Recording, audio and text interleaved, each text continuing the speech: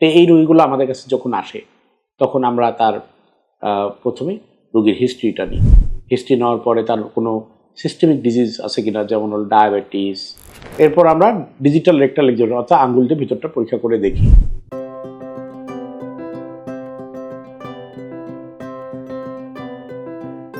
সুধী দর্শক শ্রোতা, আসসালামু আলাইকুম। আমি ডাক্তার মোহাম্মদ আহসান হাবিব, ঢাকা মেডিকেল কলেজের কোলোরেক্টাল সার্জারি বিভাগের সহযোগী অধ্যাপক এবং বিভাগীয় প্রধান হিসাবে দায়িত্ব পালন করছি। তো এই রোগীগুলো আমাদের কাছে যখন আসে তখন আমরা তার প্রথমে রোগীর হিস্ট্রিটা নিই। হিস্ট্রি নেওয়ার পরে তার কোনো সিস্টেমিক ডিজিজ আছে কিনা, যেমন হল ডায়াবেটিস, তারপর তার থাইরয়েডের কোনো প্রবলেম আছে কিনা, এগুলো আমরা ইভ্যালুয়েশন করার চেষ্টা করি। Liver disease, kidney disease. এরপরে আমরা ওই মলদারটা পরীক্ষা করে দেখি যে তার ওখানে কোনো লিক আছে কিনা, কোনো ফিস্টুলা আছে কিনা, হেমোরয়েড আছে কিনা, চর্মরোগ আছে কিনা।